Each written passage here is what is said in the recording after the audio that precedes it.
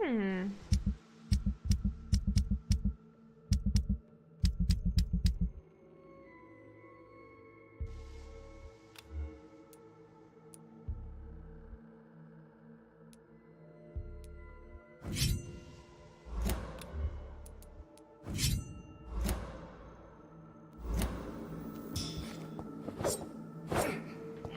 Das ist langsamer, aber könnte etwas effektiver sein.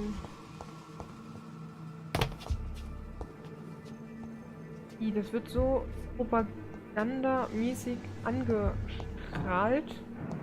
Das ist aber nicht. Sodium hypochlorite.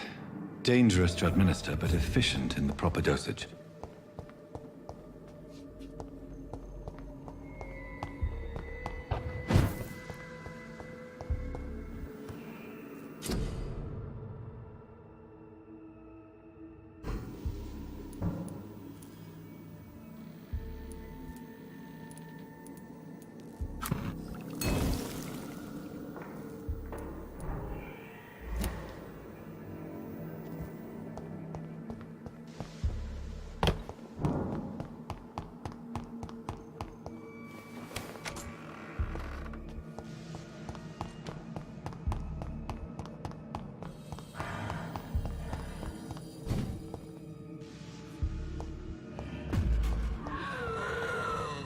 Wo kommst du denn her?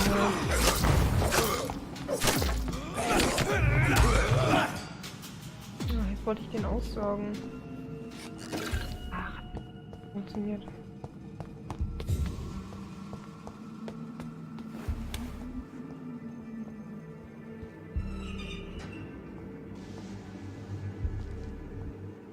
Habe ich hier nicht alles ausgelöscht, was irgendwie...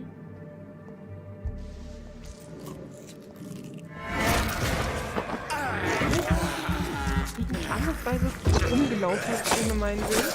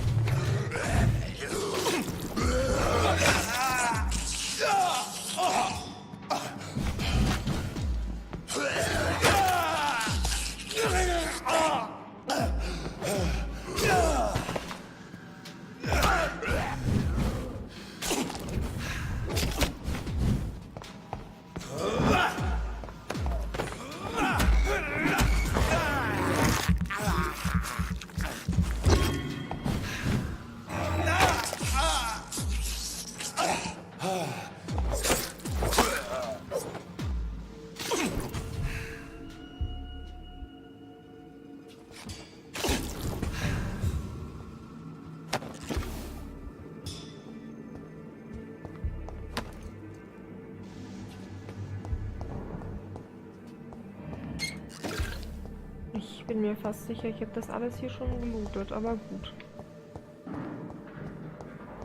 Einmal kommen diese Viecher aus dem Nichts. Deswegen tue ich es gleich nur auf andere Art und Weise. Und verschwinde.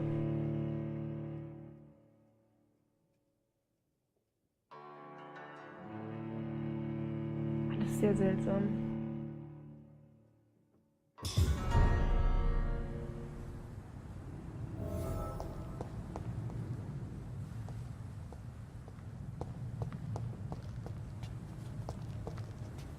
Der eine Doktor nicht hier irgendwo?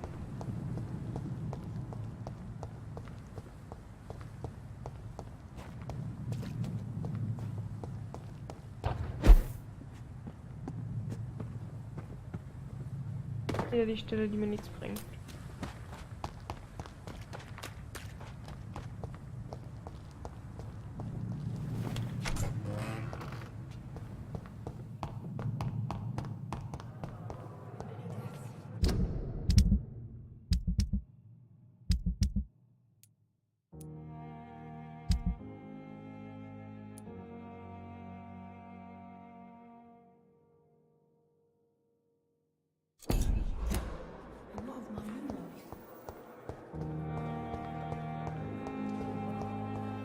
Dr. Tippets komme ich noch gar nicht, ne?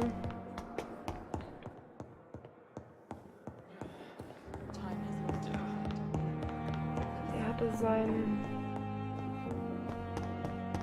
Oh ja, hier, ne? It's locked, all right. Ja.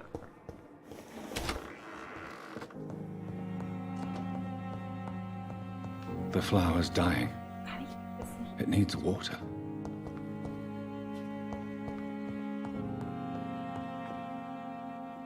Den Jungen nicht im Stich.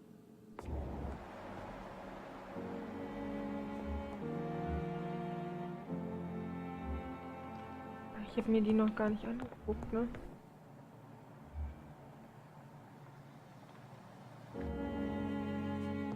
Mach ich gleich.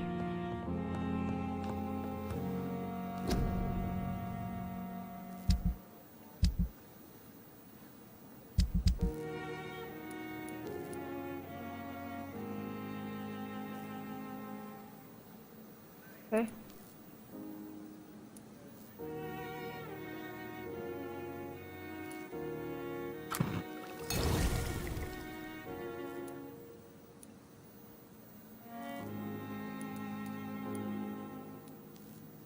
Ach so.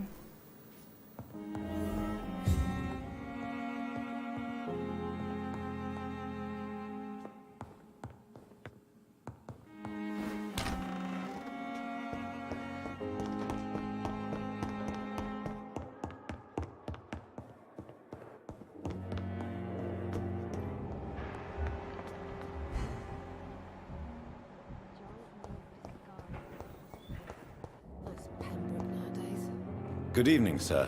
I'm Dr. Reid. I believe we're going to be colleagues. Reid? Yes, I've been informed about your arrival. I'm Waverly Ackroyd. Welcome aboard, I suppose. Does my arrival inconvenience you in some way, Dr. Ackroyd? Let us just say that I don't particularly share Dr. Swansey's enthusiasm for hiring you. What we need here are reliable professionals, not overrated dabblers.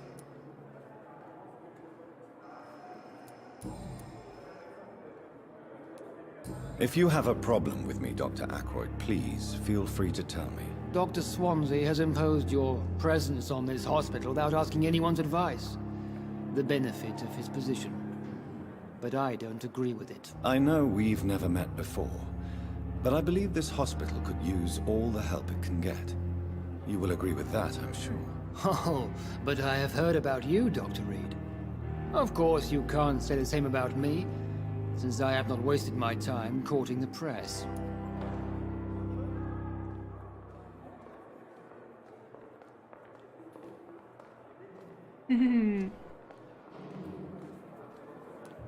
There is no need for such animosity between us. Don't you think the epidemic is already enough to deal with? That is one point we could agree on. And that is precisely why I want to be sure that you will be of help to this hospital, instead of a burden. Since your tenure in this hospital is longer than mine, perhaps you can tell me more about this place. Let's just say I'm tired of the carelessness around me.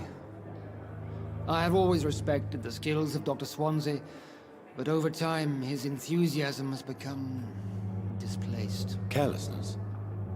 Exactly what are you talking about? We're here to save lives. The people who trust us are not volunteering for experimentation. They're here to be healed. I don't intend to run any radical experiments, Doctor. Even if I, as any good practitioner should, express an interest in pushing the boundaries of medical research. Modern medical methods were created through audacity and ego. But there are rules in our line of work, and they're here to protect our patients.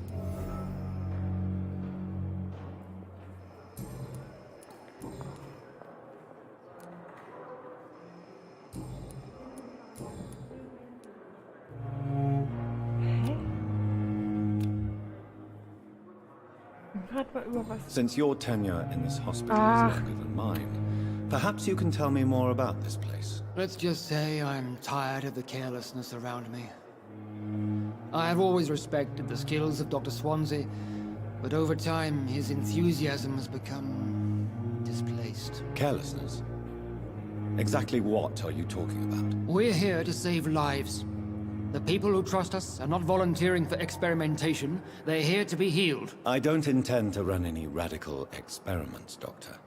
Even if I, as any good practitioner should, express an interest in pushing the boundaries of medical research. Modern medical methods were created through audacity and ego. But there are rules in our line of work, and they're here to protect our patients.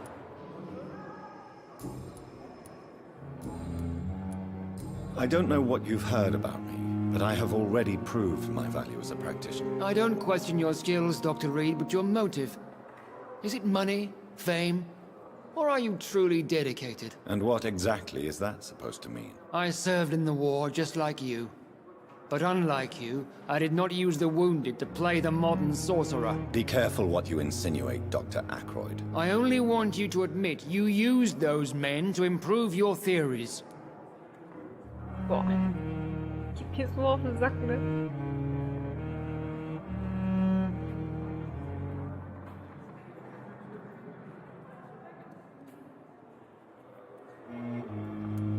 I don't see any reason why I should justify my actions to you. That's true, Dr. Reid. The only judge has to be yourself. The question is, are you judging yourself hard enough? It seems you have bad memories of your military service. I refuse to see this industrial slaughter as scientific progress.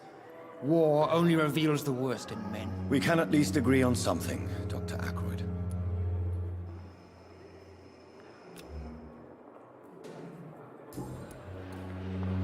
Thank you for your time. We'll talk later. Mir so auf den Senkel, ne?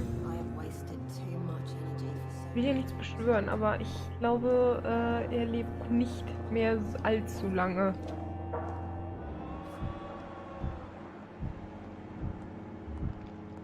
Es könnte natürlich sein, dass ich mich irre, aber ich glaube fast.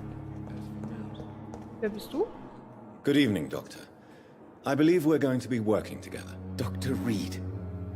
Dr. Swansea informed us of your arrival, but I could not dare to believe we'd have such good fortune. Such an honor, sir. Thank you. And you are? I am Thoreau Strickland, Dr. Thoreau Strickland. I'm a great admirer of your work, Dr. Reid. Ach, erst Strickland.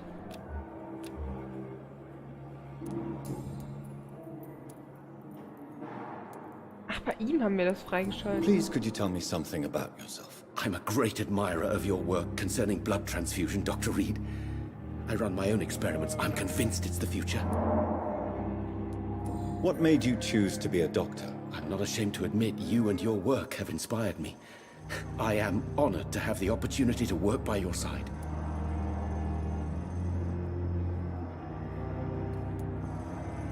It's always a pleasure to share scientific and medical knowledge with someone eager to learn. I'll be glad to help you if I can. This epidemic may be the century's most terrible disaster, but I'm convinced that we, as doctors, are the only ones able to defeat it. Er ist ja enthusiastisch. I based my technique on my mentor's research. He helped me perfect my method. What is yours? I'd rather not talk about it. For now, it's just theories and first approach. My process is purely experimental and unsuccessful. As long as you're cautious and methodical, you may remain empty-handed, but you won't fail. You're not the first one to warn me, but I am convinced knowledge is the main weapon against the ravages of this epidemic.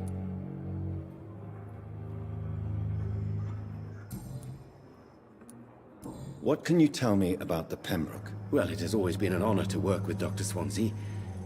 But with your arrival, I can't think of a better opportunity to learn about blood transfusion. You seem quite optimistic. It's a rare and precious attitude in these difficult times. I'm convinced that this epidemic is a test of endurance and dedication for us men of science. Questions remain about our capacity to resolve the situation. True. Last summer, during the first wave of the epidemic, I used to joke with Milton about the extra work. We're not smiling now. Ja. Do you need help with anything in particular? Well, yes, maybe. I'm waiting for a batch of products I ordered for my personal research, yet my supplier seems to have vanished. Do you want me to play the errand boy for you? Oh no, Dr. Reid. But if you went personally to his shop, what with your reputation and all, he wouldn't dare to refuse the products I need. I see.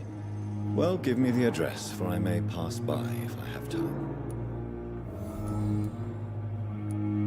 What do you think of Dr. Ackroyd's aversion to modern medical methods? It's a shame he's so narrow-minded. Dr. Swansea taught me that science is about exploring uncharted territory. I'm convinced that's true. With the influenza and all that's going on, you should put your differences aside, don't you think? Why is it so difficult to work together?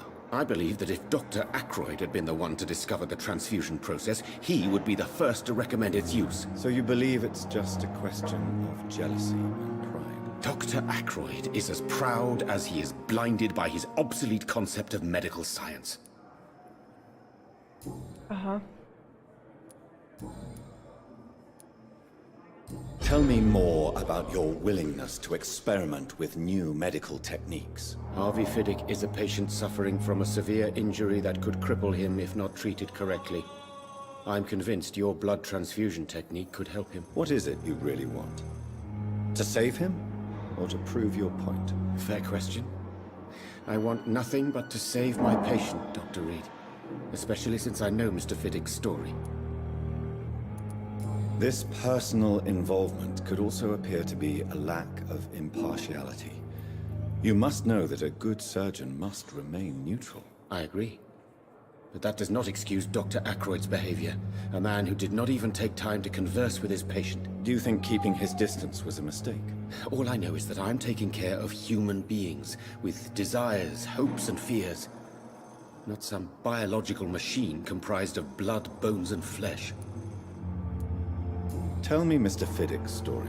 Our first diagnosis was compromised because Mr. Fiddick lied to us about the real origin of his injury. He first claimed it was an accident. But why would he hide such crucial information from us? Because he is a proud father, ashamed of putting his children at risk because of his own negligence.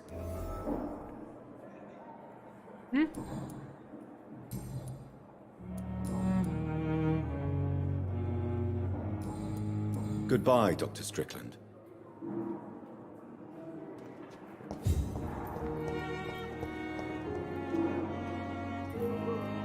Ja, da müssen wir natürlich gucken.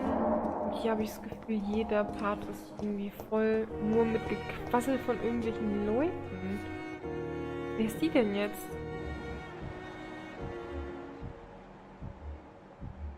Da ist der Inder.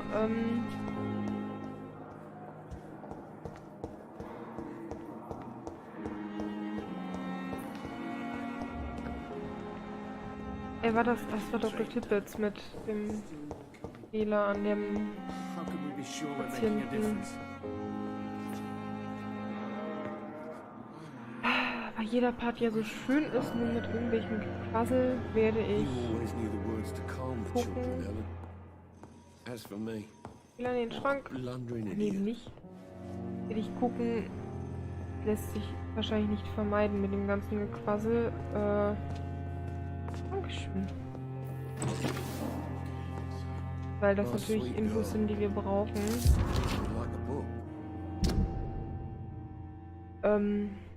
Unvollendeter Brief. Pembroke Hospital, 2. November. Meine lieben Kinder, es tut mir leid, dass ich euch bisher nicht geschrieben habe, aber es schmerzt höllisch, allein diese paar verflixten Wörter zu Papier zu bringen. Macht euch keine Sorgen. Daddy kommt aus dem Krankenhaus, sobald die Ärzte seinen Arm heil gemacht haben. Wenn ihr bis dahin etwas braucht, geht zu Mr. Chadwick auf der Baustelle. Sagt ihm, dass ihr Harvey Fiddicks Kinder seid. Erinnert ihr euch an Robert Chadwick? Der große Mann mit dem Schnurrbart, der mir letzten Frühling half, die Haustür zu reparieren. Geht zu ihm und bittet ihn um ein paar Schillinge. Er wird euch sicherlich helfen. Leider kann ich gerade nicht arbeiten, aber wir lassen uns etwas einfallen, wenn ich zurück bin. Keine Angst, wenn Daddys Arm wieder bei Kräften ist, wird alles gut. Wenn die Ärzte endlich meinen Arm geheilt haben, werde ich... Punkt. Was denn an seinem Arm? Die haben aber alle irgendwas an ihrem linken Arm. Kann das sein? Die haben sehr viele Patienten hier an ihrem linken Arm irgendeine Bandage.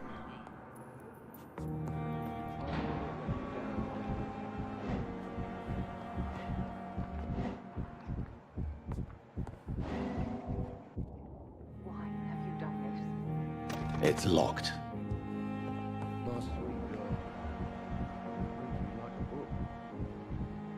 Never could keep anything from her.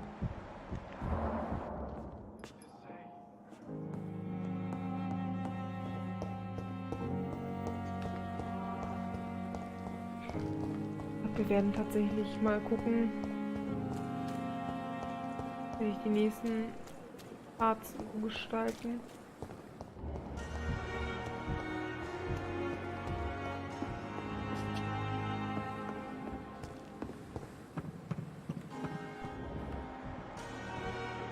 Hier denn?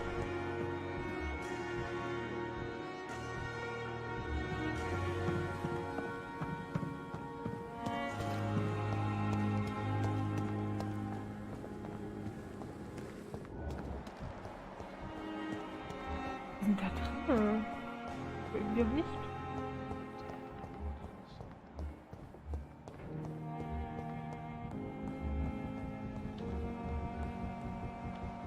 I will not let you down, my boy. Ach so, wegen ihr ist das mit der Medizin. Gut, die Medizin geben wir ihr im nächsten Part. Ich werde dann erstmal die Aufnahme beenden. Ich werde erstmal gucken. Ich denke, sie hat noch ein bisschen Zeit Reads me like a in der book. Decke. I never could keep anything from her. Sie sieht aus wie ein Fleischer. Oder wie ein Metzgermeister.